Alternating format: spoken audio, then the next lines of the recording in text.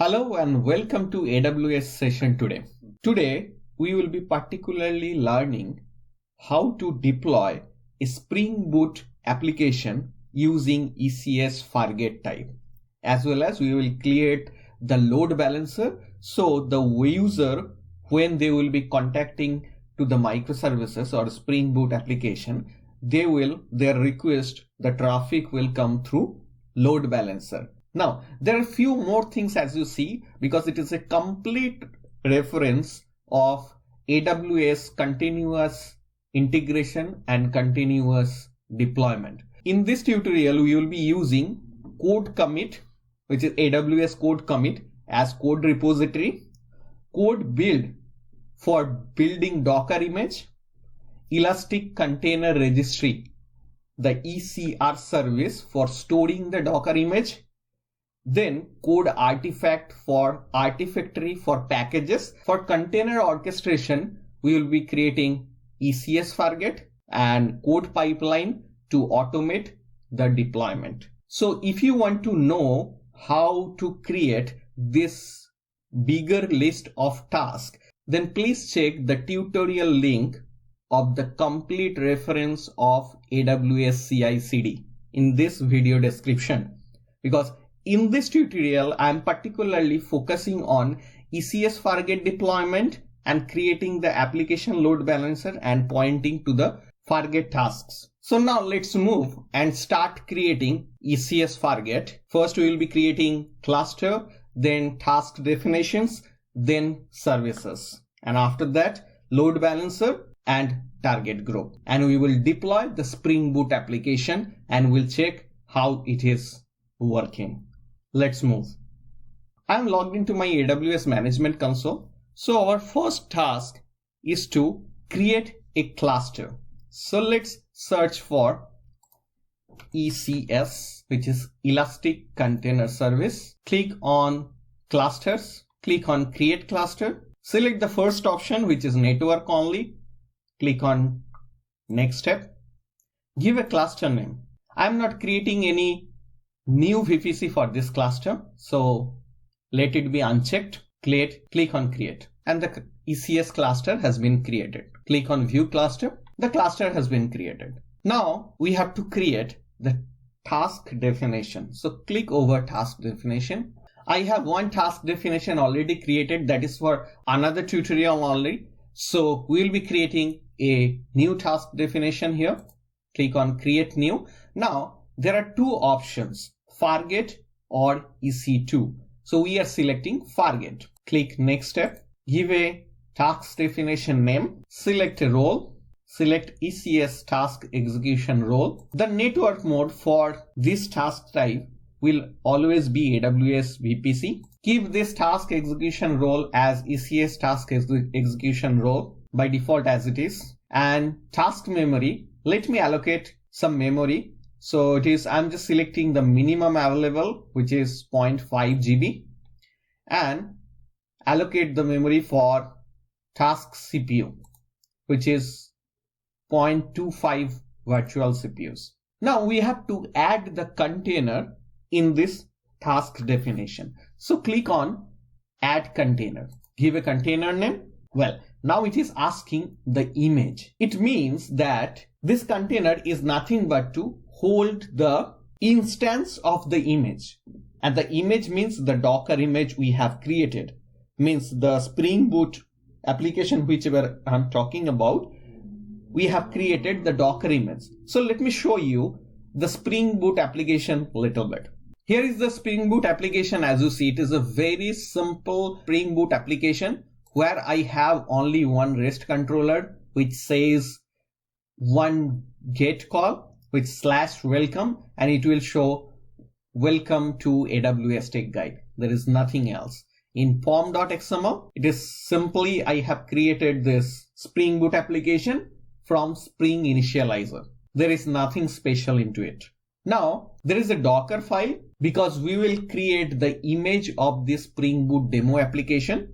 So the Docker file is also very simple because we are using OpenJDK 8 Alpine version and we are exposing 8181 port and creating app.jar. And as we will be using code build, so for that we have buildspec.yml. So this is the whole project, and we have this code in our code commit. If you are using GitHub for your code repository, then also fine, but since it is a complete AWS CI/CD tutorial, so I have used code commit. So let me show you the code commit. In this tutorial, we are not focusing on how to create code commit and how to manage code commit. Just I am showing you how it looks and our code is inside that code commit. Search for code commit. In the complete reference tutorial, you will get all the steps to create code commit, clone your repository from your code commit to local, how to set up, how to connect to AWS code commit. So here is our code commit repository and we have our code here. This is the Spring Boot demo application which I just showed you. Okay, let me go back to here, and it is actually asking for the image. Okay, so for storing image, we generally use Docker Hub to store image. Okay, but in AWS, we have the service that is ECR, Elastic Container Registry, where we store image. Okay, so we are using Elastic Container Service. So let's move to Elastic Container Service. And again, in complete reference tutorial, you will get to see that how to create ECR repository and how to push image, how to manage images over here. So I have the image already over here. To make this tutorial short, I will not create the ECR repository again, but here is our image that is created in ECR. So my main purpose is I'll be just copying this URI of ECR and we'll go back and paste it here and we'll mention latest because it should pull the latest image from there. Now keep this private repository authentication unchecked because we are not adding any authentication over here.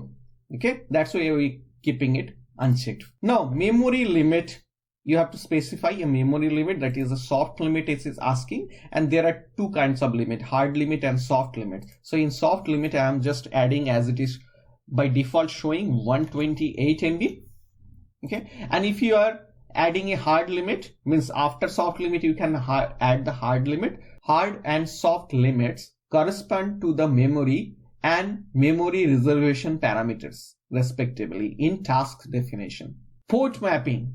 In port mapping, we are adding 8181 because this 8181 actually the port on which the Spring Boot application will be working on. So we have to expose this port.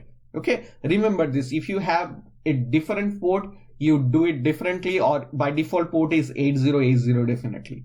Okay, so and this is the protocol is TCP. That's fine. Now scroll down. Now we are not adding anything on the health check. Under environment, we are just adding CPU unit, that is 128 only. We are not adding anything. Click on add. Okay, so when we added this container under this task definition, you see that the task memory has been consumed, which is showing 384 shared of 512 MB, and the task's CPU maximum allocation for containers. Okay, that has also been consumed. Now you can add multiple containers over here, but we are adding only one container over here. Okay, now scroll down. We are not doing any configuration for service integration like enable app mesh integration or enable proxy configuration. We are not doing enable fireless integration also.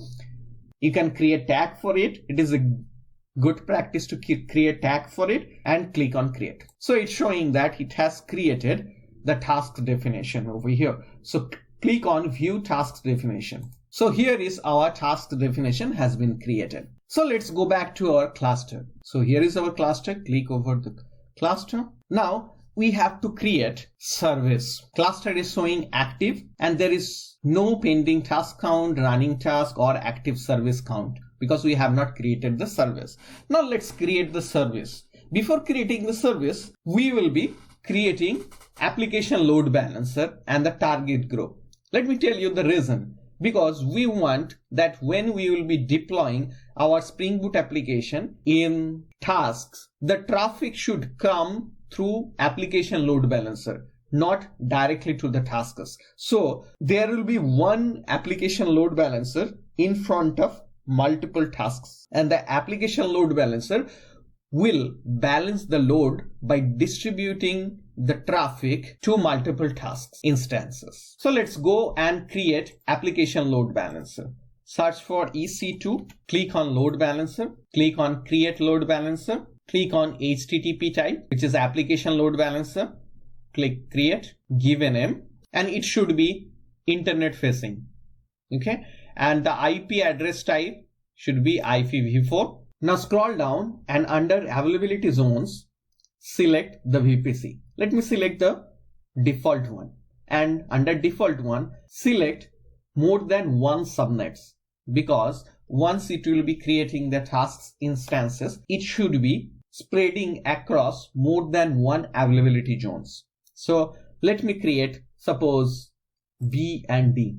It doesn't matter, you just create it. Okay, and definitely you must have the subnet created under that VPC which you have selected for those particular availability zones. Scroll down, add-on services. We are not adding AWS Global Accelerator. So click on configure security settings. Now it will show one security warning that improve your load balancer security. Your load balancer is not using any secure listener. Because we have added the HTTP only, we are not using HTTPS currently. That's why it is showing it is not so secure. So for now, we are just going next, configure security groups, and we are creating one security groups, suppose. So just creating one security group and adding one role for TCP, for custom TCP, and that is for 8181, because our application will be running on 8181 and from anywhere. Click configure routing.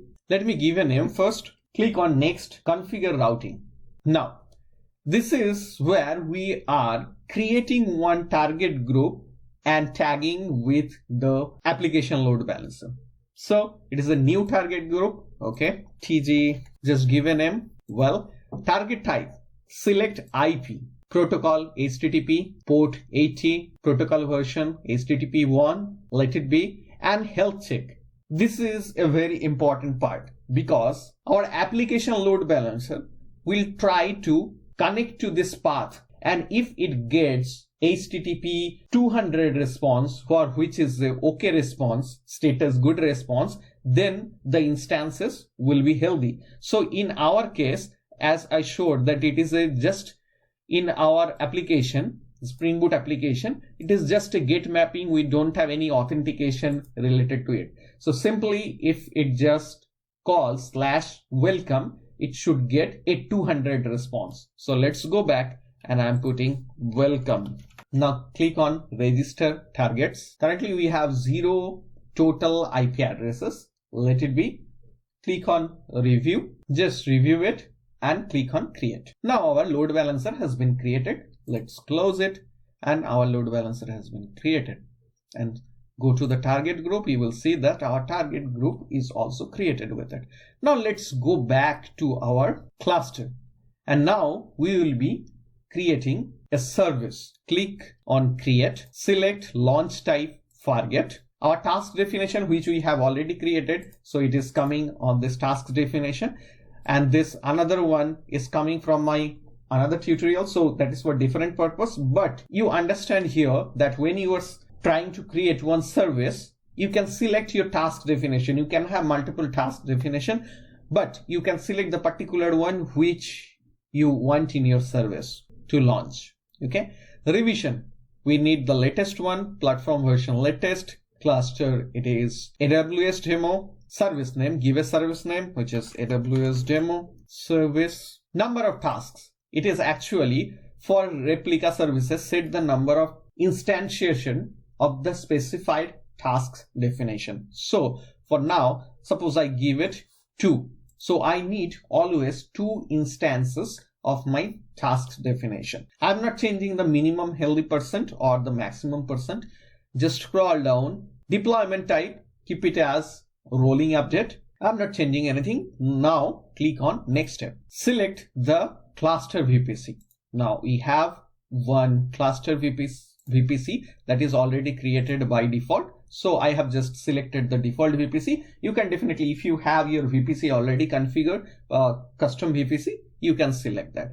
Now remember one thing over here when you are selecting subnets. Here you are selecting subnets because you want your tasks to be launched in those subnets. And if you remember, just few minutes back, we selected subnets or the availability zones in our application load balancer. So you should be using the same availability zones or the subnets over here as well. Otherwise, application load balancer will be finding in a different subnet, but they will not get the tasks. So the instance will show unhealthy. Okay. So in our application load balancer, we selected B and D. So let's go and select B and D over here. So I have selected US East 1, B and D. Now under security groups, it is by default trying to create one security group. You can edit it or keep it as it is. I'm just keeping it as it is showing. Now, if you scroll down, you will find that health check grace period require a load balancer. Right. This is the reason we have created the application load balancer. Now, by default, it is selected no, but we have created one application load balancer. So select application load balancer over here. Now select the application load balancer which we have created. This is the application load balancer we have created. So let me go back to application load balancer, and it is the AWS demo ALB we have created and application demo ALB we have selected. Okay. Now we have this container name port already selected. Now click on add to load balancer. Okay. Now fill this form where production listener port, which is our 80, production listener protocol HTTP, target group name, we are selecting this target group name we created, target group protocol HTTP, target type is IP, pattern is / and health check path is /welcome. We are not enabling service discovery integration. Click on next step. We are not setting any auto scaling over here. So keep it as it is and click on next step. This is our review page only. Click on create service. Now it's showing that it has successfully created the service. So click on view service, and under view service, you see that there are 2 tasks has been initialized and the status are provisioning. So it will take few minutes. The reason is it will take the Docker image from ECR and it will deploy that. So I just refreshed and you see that one instance is on running state and another is still pending. Now both instances are running, means both task definition instances are running. Now we have to check whether our Spring Boot application is up or not. Now as I said that we will be checking through the application load balancer. Okay, so when we will be hitting our application load balancer URL, it will balance the traffic between these 2 tasks. That's the reason we have created our application load balancer. So here is our load balancer and here is our DNS name or the URL of our load balancer. So I have just copied this, opened a new tab, pasted the DNS name or the load balancer URL /welcome is our path to test. Now it's showing 504 gateway timeout. So it means that load balancer is not able to reach to our tasks. Okay, so let's go and check our load balancer. How is it doing? So click on the target groups and it's showing unhealthy thresholds, 2 consecutive health checks failure. Okay, let's go to target and it's showing both are unhealthy. It is draining and another is also unhealthy. So it means that it is unable to reach to this port 8181. Okay, now under cluster, go to service, click on the service, and here is one security group. Click on the service group.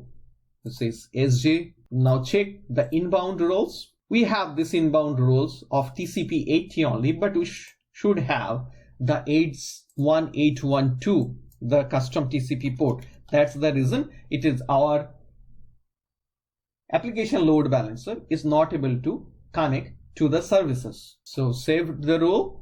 Now let's go to our application load balancer once again.